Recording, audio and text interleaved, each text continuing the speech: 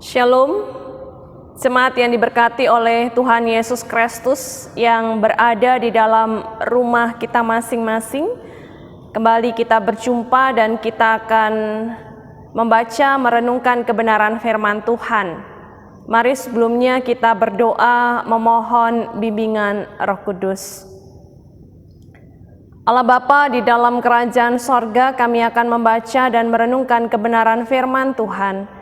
Bimbinglah kami ya Roh Kudus sehingga kami dapat memahami akan kebenaran firman Tuhan dan dimampukan untuk melakukannya dalam kehidupan hari ke hari.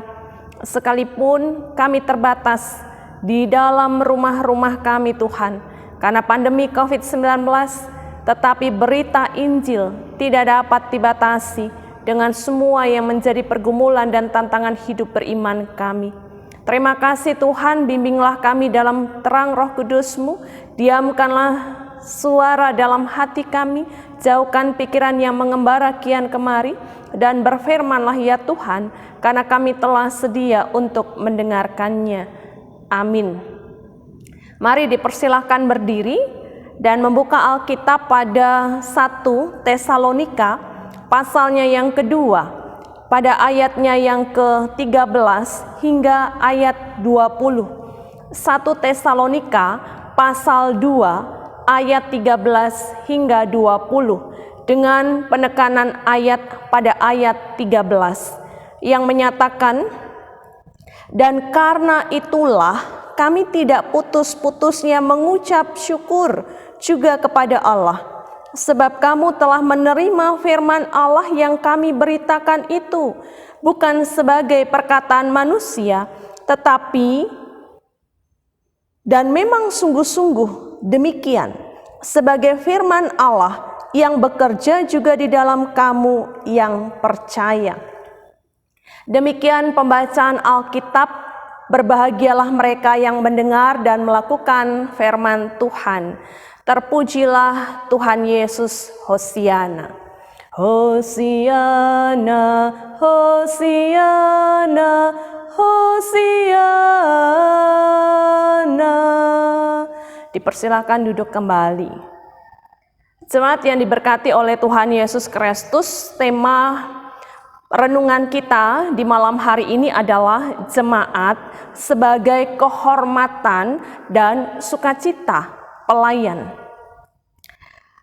Ketika kita melihat ayat sebelumnya, dari ayat pertama hingga ayat 12 di pasalnya yang kedua ini, di sana menyatakan Rasul Paulus bersama dengan Silwanus dan Timotius yang adalah rekan-rekan pelayanannya menyadari bahwa mereka adalah pelayan Allah yang dilayakkan dan dipercayakan untuk menyampaikan berita Injil kepada jemaat di Tesalonika.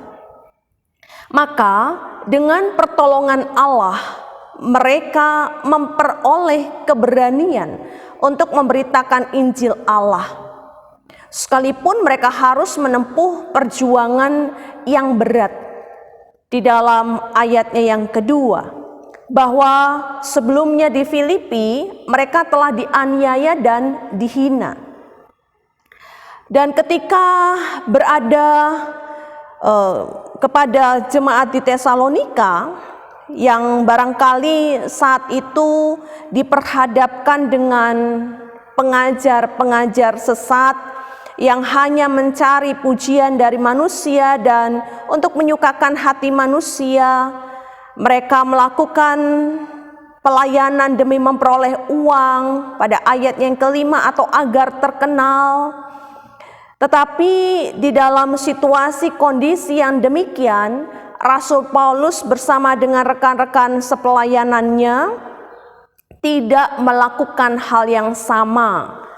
Mereka tidak memberitakan berita sesat.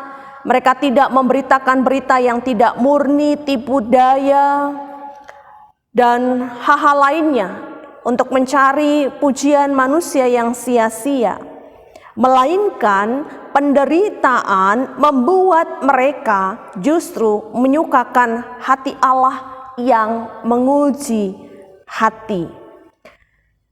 Jemaat yang diberkati oleh Tuhan Yesus Kristus, pelayanan yang dilakukan oleh Rasul Paulus bersama dengan kawan-kawannya ibarat seperti seorang ibu yang mengasuh dan merawati anaknya, yaitu pelayanan mereka penuh kasih kepada jemaat, berjerih lelah, dan mereka tidak menjadi beban bagi jemaat. Dan juga ibarat sama seperti bapa terhadap anak-anaknya, yaitu menasehati, menguatkan hati jemaat dengan harapan jemaat di Tesalonika hidup sesuai dengan kehendak Allah sambil menantikan kedatangan Kristus kembali. Jemaat yang diberkati oleh Tuhan Yesus Kristus, perjuangan pemberitaan Injil yang dilakukan oleh Rasul Paulus bersama dengan kawan-kawan sepelayanannya ternyata membuahkan buah-buah pelayanan. Dengan demikian mereka tidak putus-putusnya mengucap syukur karena jemaat di Tesalonika telah menerima firman Allah yang diberitakan bukan sebagai perkataan manusia. Maka bisa saja mereka mengabaikan apa yang menjadi firman Allah. Tetapi jemaat di Tesalonika menerima firman Allah yang sungguh-sungguh bekerja di dalam mereka yang percaya. Artinya bahwa kehidupan jemaat di Tesalonika tetap setia hidup dalam iman kepada Yesus. Sekalipun jemaat di Tesalonika mengalami tekanan dari orang-orang Yahudi, di mana orang-orang Yahudi menghambat pemberitaan Injil bagi bangsa-bangsa yang bukan Yahudi. Bisa dilihat dalam Kisah Para Rasul 13 ayat 45. Bahkan di dalam ayat yang ke-15 dan 16, bagaimana sikap orang-orang Yahudi yang menolak dan membunuh Tuhan Yesus, bahkan para nabi, dan telah menganiaya mereka. Apa yang berkenan kepada Allah tidak mereka pedulikan, dan semua manusia mereka musuhi. Bahkan mereka juga menghalang-halangi Rasul Paulus di dalam memberitakan firman kepada bangsa-bangsa lain yang berhak mendapatkan keselamatan dari Allah melalui Kristus. Dan Rasul Paulus merasa bersukacita, menganggap tugasnya sebagai seorang rasul atau pelayan Allah adalah sebuah kehormatan. Jemaat yang diberkati oleh Tuhan Yesus Kristus, di malam hari ini kembali kita merenungkan diri-diri kita di hadapan Allah, bahwa hanya karena anugerah Allah lah, maka kita boleh ada sampai saat ini sebagaimana kita ada. Sekalipun di hari-hari, di waktu-waktu yang telah berlalu, kita juga diperhadapkan dengan segala penderitaan, hinaan, fitnahan, dan segala pergumulan-pergumulan lainnya. Bahkan tanggal 2 Maret kemarin mengingatkan kepada kita bahwa kita telah melalui pandemi COVID-19 hingga sampai pada 1 tahun. Itu berarti bahwa kasih dan penyertaan Tuhan masih tetap senantiasa melingkupi kehidupan kita. Dengan demikian, melalui hidup yang masih Allah anugerahkan dan dengan segala pergumulan-pergumulan tantangan yang masih ada, bahkan pandemi COVID-19 yang belum berlalu, tetapi kehidupan jemaat Tuhan, gerejanya tetap diminta untuk melanjutkan hidup yang menyatakan kabar baiknya Allah, untuk tetap melanjutkan hidup sebagai rekan-rekan sepelayanan di dalam Tuhan, yang adalah saya dan jemaat Tuhan. Oleh karenanya, yang pertama, pertolongan Allah diperlukan untuk menjadi seorang rasul atau pelayan Allah. pertolongan Allah diperlukan oleh sebuah gereja di dalam meneruskan kabar baik, di dalam meneruskan berita Injil, supaya para pelayan-pelayan dapat menjadi contoh yang benar di tengah-tengah jemaat. Karena tidak mudah untuk menjadi seorang rasul atau pelayan Allah. Tantangan kita dapati dari dalam diri merupakan hal-hal yang lahiriah atau jasmaniah, juga tantangan kita dapati dari luar diri kita, barangkali di tengah-tengah kehidupan persekutuan ataupun di tengah-tengah kehidupan masyarakat, yang bisa saja menghadang tugas kita di dalam memberitakan Injil. Tetapi kehadiran kita sebagai rasul atau pelayan Allah di dalam pertolongan Allah, maka diharapkan kita bisa melaksanakan tugas kita untuk memberitakan Injil dalam segala situasi dan kondisi, dan mengarahkan jemaat untuk tetap percaya dan setia hanya kepada Yesus Kristus, supaya kita sama-sama hidup sesuai dengan kehendak Allah. Tugas rasul atau pelayan Allah di dalam gereja adalah menguatkan, meneguhkan iman jemaat, dan bukan sebaliknya untuk menjadi beban bagi jemaat. Oleh karenanya, dengan demikian kita diharapkan untuk selalu menyiarkan kabar baik, menyiarkan kabar damai, menyiarkan kabar sukacita, menyiarkan kabar pengampunan, dan pelbagai sikap kebaikan lainnya, dan bukan sebaliknya. Dan hal yang kedua adalah hal yang membuat sukacita seorang rasul atau pelayan Allah adalah ketika mereka bisa melihat dan merasakan buah-buah dari pelayanannya. Buah-buah dari pelayanan itulah yang membuat seorang pelayan bersukacita.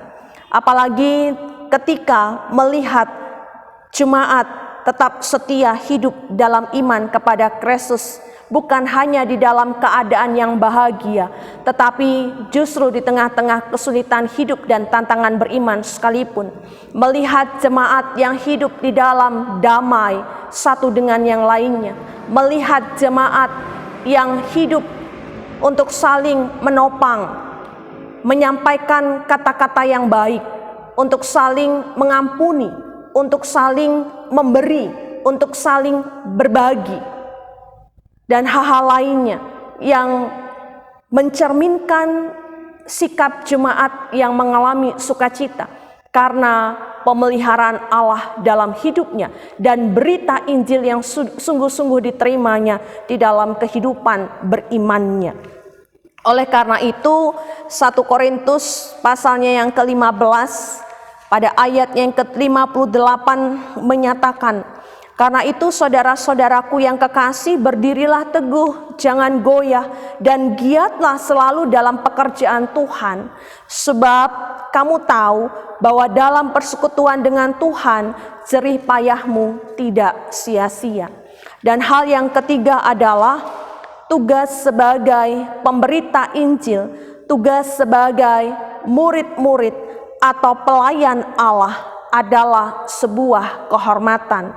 Baik sebagai pendeta, diakon, penatua, pengurus keenam pelayanan kategorial, pelayan PAPT, panitia, organis, pemandu lagu, operator LCD, bahkan siapapun kita, para lanjut usia sekalipun, ketika dipercayakan kepada kita sebuah tugas tanggung jawab pelayanan untuk memberitakan Injil lewat sikap hidup kita sehari-hari, bukan hanya melalui mimbar-mimbar pemberitaan firman, itu adalah sebuah kehormatan.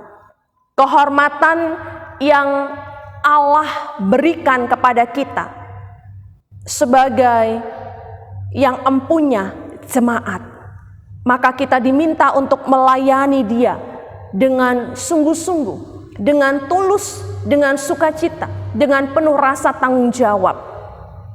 Dengan demikian kita boleh bersama-sama dapat memuliakan nama Tuhan. Kolose pasalnya yang ketiga, ayatnya yang ke-23 menyatakan,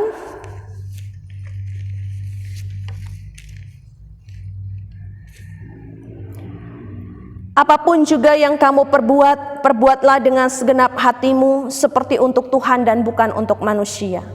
Maka marilah jemaat yang diberkati oleh Tuhan Yesus Kristus, selagi kita masih memiliki hidup, kita masih bisa melanjutkannya, mari kita lakukan segala sesuatunya sungguh-sungguh untuk Tuhan dan bukan untuk manusia. Dan Tuhanlah dipermuliakan. Inilah firman Tuhan bagi kita, terpujilah nama Tuhan. Amin. Mari kita berdoa. Bapa di dalam kerajaan sorga, kami bersyukur karena Allah telah menghadirkan kami sebagai sebuah persekutuan yang adalah gereja, orang yang percaya kepada Kristus sebagai anak Allah Juru Selamat. Diberkatilah seluruh hidup kami Tuhan, diberkatilah dan dimampukanlah kami dalam pertolongan Allah untuk bisa melanjutkan pekerjaan sebagai pelayan Allah. Dan biarlah seluruh pergumulan kami Tuhan, kami mau serahkan ke dalam tangan kuasa Tuhan, supaya tidak menjadi penghalang. Dan ketika kami menjumpai halangan di luar kami sanggup menghadapinya dalam kekuatan kasih karunia Tuhan, dan dalam rasa tanggung jawab yang penuh, dalam ketulusan dan sukacita, dalam takut akan Tuhan, kami sungguh-sungguh dapat melakukan pekerjaan pelayanan dengan baik. Terima kasih Bapa untuk semua yang Tuhan percayakan kepada kami. Topang kami dan diberkatilah semua jemaat Tuhan, agar bisa menerima firman Allah bukan sebagai perkataan manusia yang bisa saja diabaikan, tetapi sungguh-sungguh menerima firman Allah sebagai perkataannya Allah dan dimampukan untuk melakukannya dalam kehidupan hari ke hari. Kami menyerahkan semua kehidupan kami bersama dengan jemaat Tuhan yang ada di rumah mereka masing-masing. Tutup bungkus kami semua dengan kuasa Roh Kudus-Mu. Tuhan berikan sehat dan kuat bagi para lanjut usia, bagi mereka yang sakit, bagi ibu-ibu mengandung, dan semua mereka di dalam segala pergumulan-pergumulan mereka, supaya mereka tetap hidup, berimankan kepada Kristus, tetap setia, sampai pada waktunya Tuhan yang sama akan menghantarkan mereka keluar dari pergumulan-pergumulan itu, dan mereka boleh tetap memuliakan nama Tuhan. Terima kasih Bapa, biarlah ibadah-ibadah pemberitaan Injil boleh tetap dilanjutkan melalui gereja-Mu. Oleh karena itu Tuhan menopang kami semua. Diberkati pemerintahan kota di mana kami tinggal dan berada. Diberkati pandemi COVID-19. Kami bersyukur 1 tahun Tuhan kami boleh menghadapi dan melalui pandemi ini karena kekuatan kasih karunia Tuhan. Bagi kami yang sehat, Tuhan tolong kami untuk bisa menopang, membantu upaya pemerintah di dalam memutus mata rantai penyebaran virus ini. Dan bagi mereka, keluarga-keluarga korban pandemi, Tuhan memberikan kekuatan untuk bisa mendampingi keluarga-keluarga yang terpapar yang saat ini dalam perawatan, supaya mereka boleh kembali pulih dan sehat. Ataupun mereka yang mengalami duka cita, Tuhan karuniakan penghiburan yang sejati, kekuatan iman, supaya mereka boleh melihat kebaikan Allah di balik peristiwa duka cita ini, dan mereka tetap setia hanya kepada Kristus. Terima kasih Bapa, ini doa pengharapan syukur kami, berkenanlah Tuhan atasnya. Mohon ampun atas semua salah dan dosa kami. Di dalam nama anak-Mu Tuhan Yesus Kristus, Tuhan dan Juru Selamat kami yang hidup, kami memohon, dengarkanlah doa kami. Peliharalah kami dalam kasih Kristus Tuhan dan Juru Selamat kami yang mengajar kami berdoa. Bapa kami di sorga, dikuduskanlah namamu. Datanglah kerajaan-Mu, jadilah kehendak-Mu di bumi seperti di sorga. Berikanlah kami pada hari ini makanan kami yang secukupnya. Dan ampunilah kami akan kesalahan kami, seperti kami juga mengampuni orang yang bersalah kepada kami. Dan jangan membawa kami ke dalam pencobaan, tetapi lepaskanlah kami daripada yang jahat. Karena Engkaulah yang empunya kerajaan dan kuasa dan kemuliaan sampai selama-lamanya. Amin.